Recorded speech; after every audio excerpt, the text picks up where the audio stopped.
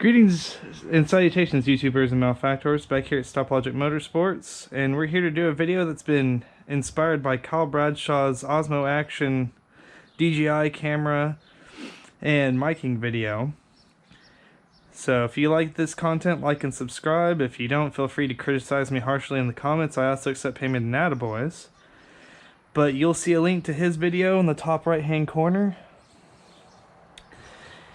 And granted, I don't have the Osmo Action DJI, but when I was reviewing his video and checking out the camera and everything that he was suggesting, I noticed it didn't have GPS like or built-in GPS like the GoPro or the Garmin Verb. So I think to myself, well, a lot of people like to get this telemetry data, and I happen to have an old knockoff Akaso EK7000 from when I first started doing this. I think when I got this camera, it was about, how much was it? About $70 on Amazon. Nowadays, I think this particular model goes for about $30. It doesn't have any sort of shake reduction or anything. It's very old school. But, like the Osmo Action DJI, it has no GPS function. So, I take it upon myself to kind of challenge myself. How do we collect GPS and telemetry data for an off-brand camera? And there's plenty of services out there like Rever and stuff that'll do it for you for a monthly fee, and there's another ride program that does it for like $200. But the imperative word is anyone that watches this video most likely is like me and on a bread crust and beer budget. So I figured out how to do this for free. It took about 2 weeks. So we're going to go through that process. We're going to take a short little ride. I'm going to show you what program I use to gather telemetry data, and then we're going to fire up a couple of programs on the computer, and I'm going to show you how to do speedometer overlays on an off-brand camera. In the meantime, see you guys on the road here in a couple. So I found a few interesting programs that you guys might like if you are wanting to spend $5 or less. Race Time GPS Lap Timer is a $5 program, but as I said, we're doing this for free. So the app I got was Bike Tracker. You load it up, and it has a $1.99 version that has more detailed GPS info, but this is a free version. And when you get your camera and everything ready to go, you try and hit this play button the same time you hit record on the camera to sync up the video as much as you can.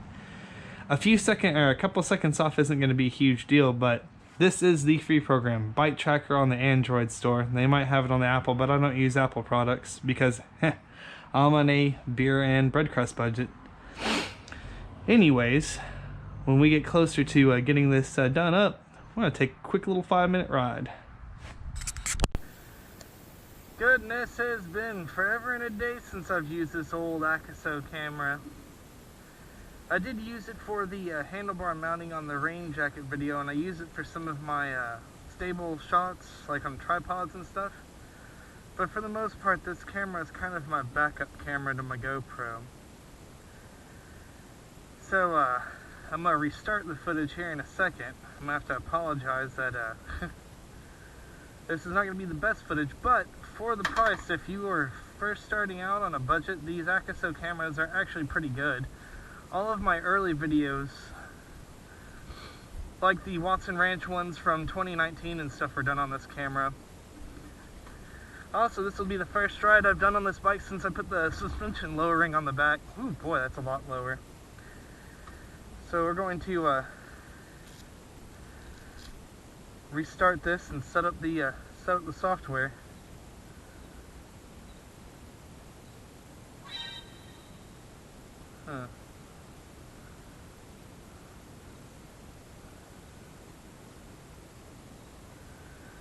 Anyways, let's restart this. Alright, so we just hit record on the camera, we just hit record on the Bike Tracker app. Both are up and running. So we're going to get this bike underway. We're going to do a quick few minutes. Also look forward to some new content. I'm heading out to Spokes tomorrow to try out the fresh I got reset of my suspension. I'm giving the Tusk D Sport another shot to see if it's any bit better. But I also now have a Shinko MX216 sitting in the guest room. So if this thing doesn't get any better, I have that tire to try. Well, let's get underway.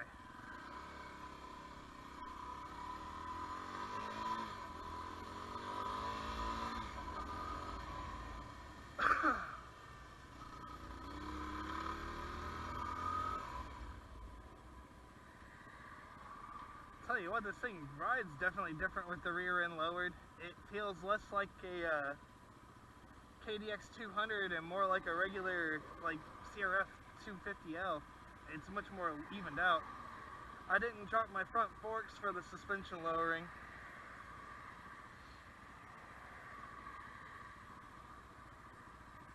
But enough yammering here. This video isn't here to do a quick street log. This is just to get some GPS data. If I can ever get this massive amount of traffic to stop going. Come on, cagers, give me a little bit.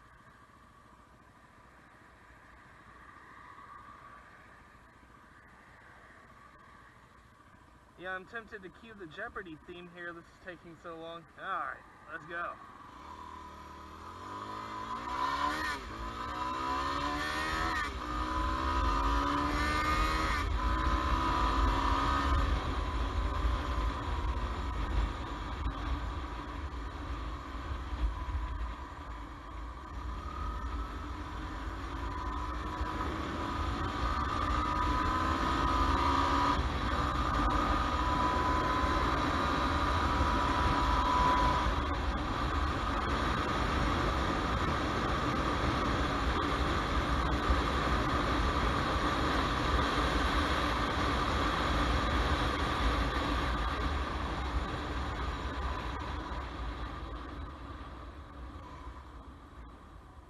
I am still not a fan of this Tusk D Sport front, but lowering the rear end did help it out just a smidge from what I can tell.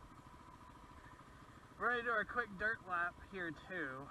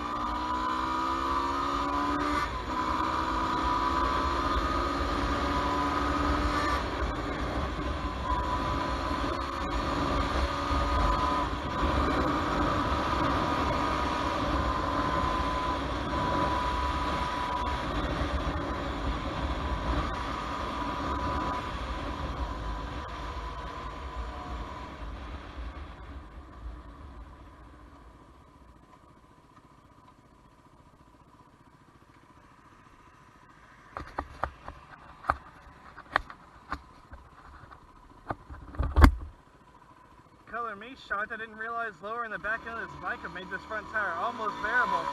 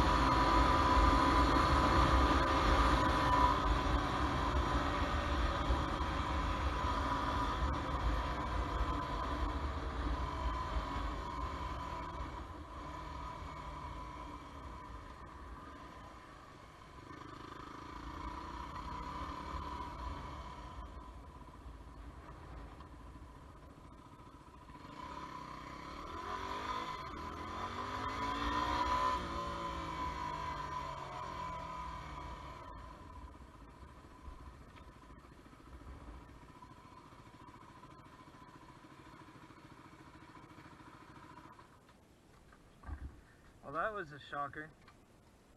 Alrighty, so whenever you're taking this telemetry data off, I'm gonna look away while I do my phone code. It's not your guys' business. So you hit stop on telemetry, save.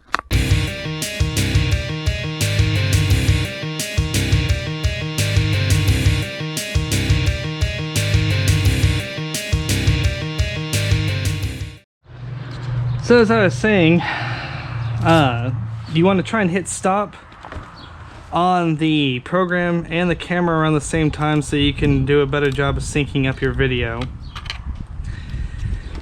So oddly enough, this won't work with the trick that I showed you guys with the Garmin Verb and the GoPro. The GPX telemetry data is not very helpful in that sense. So once you've gathered your telemetry data, let me look away for a second while I unlock the phone again. You have your runs. I have a commute to work and back, and then the run from today. So I open up the run from today. Now to actually send your history off, you have to watch the ad, or you can spend $2 to skip this part. Oh, goodness. Want to eat pizza and still shed pounds? Click right here. Alrighty. So what you're gonna do, let me turn this the right way. I know this will look a little bit weird because the camera refresh will catch the refresh rate. So I didn't send myself the GPX file. So the other video where I was talking about the Garmin Verb stuff that you pull off of your GoPro, it's the GPX file you want to send yourself.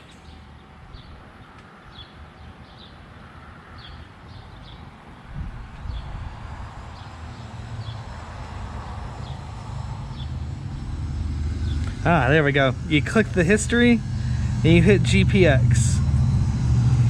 And it'll say file exported. Your GPX is all of your telemetry data. So that's what you mail to yourself. Sorry guys. Send it to stoplogic@gmail.com. And blammo? Yeah, no subject, whatever. What? Yeah, it's fine. Send me the GPX file. Alright, look away again for a little bit.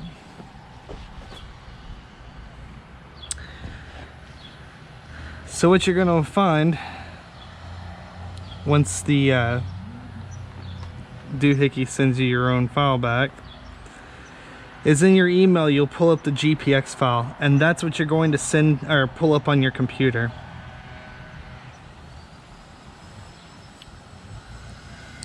So apparently my Gmail's having a sense of humor. GPX file is also super small, so you know, not a problem there. Just in case I'm going to double send it to myself.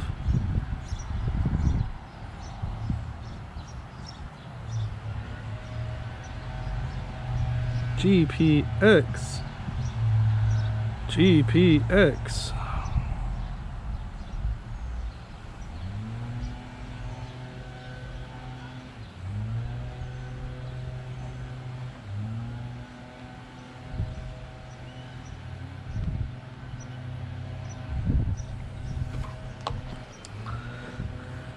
And here in a little bit, you should have the GPX file, and that's when we'll go into the computer and I'll start showing you how to manipulate this data.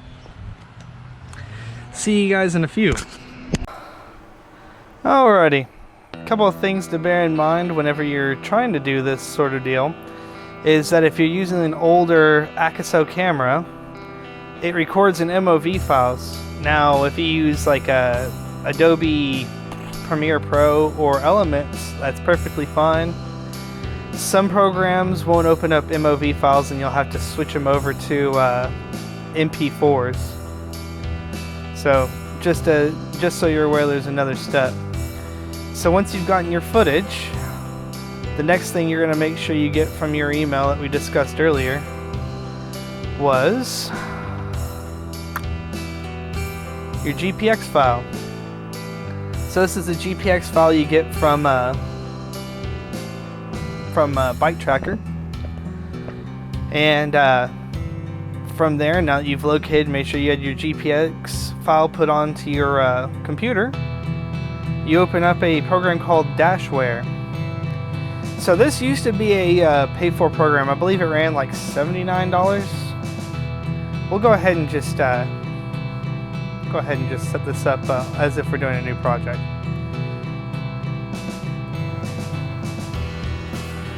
So anywho, so you're going to go ahead and set up a new project with your video and with your GPX file. Type it to whatever name you want. I'm just going to use the Dashware project. And you can set up any sort of whole set of different speedometers and heads-up displays and stuff of that nature. Personally, if you're in the States, use the Imperial. If you're overseas, use the metric, of course.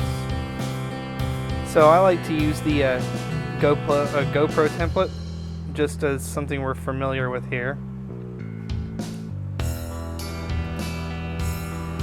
And then from there, you're going to want to import your video file, which is over here in the input settings. And you find your input file. So I had one that I already converted over to a MP4. Dashware will let you use movies and QT and all sorts of different files. I already converted it because I was used to having issues with it. So just to show you guys that what the file looks like right now before we have the GoPro up.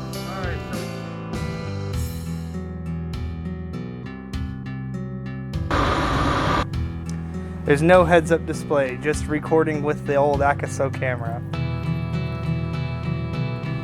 So you upload your file that you want, you get your data file, you browse wherever you have it set, which is your Bike Tracker GPX. And it'll default to the right data profile if you have the specific file in mind. So you add that. And then you click on the synchronization tab. Make sure that the video's at the start point, hit sync with video. And it'll take a little while to sync up your GPS with your video. And then voila! You now have your heads-up display on the video so far.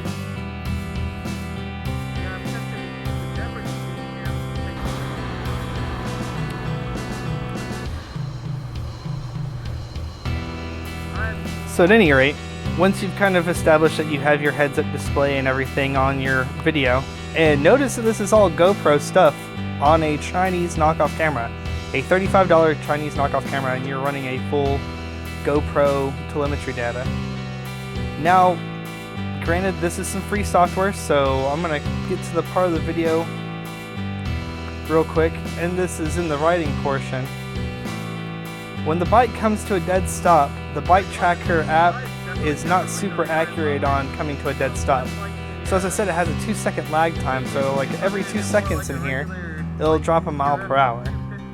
It is really good at tracking differences in speed once you're moving, but it's a little off whenever you have these areas. If you can deal with this small problem, then the free solutions for you If you want me to try the $5 program that I touched on in the comment section, let me know.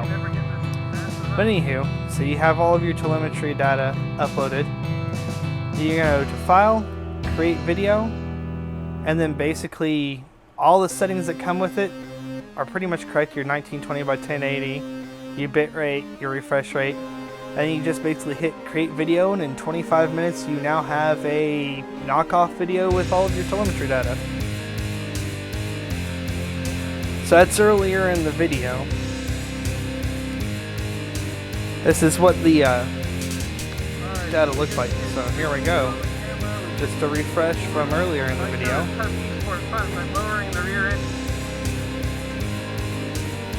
That's what we've got going on. You have functional telemetry data. So the big deal is this is all free software. Every bit of the software I've used today is free. The bike tracker app, which I'll have in the comment section and description. The Dashware app, all of that is set up, and it's all free for all of us who, are busy spending all of our money modifying our bikes. Well, at any rate, if you have any questions, feel free to contact me in the comment section or at stoplogic1313@gmail.com. If you like the video, like and subscribe. If you don't, feel free to criticize me harshly. I enjoy the abuse. In the meantime, have a great evening.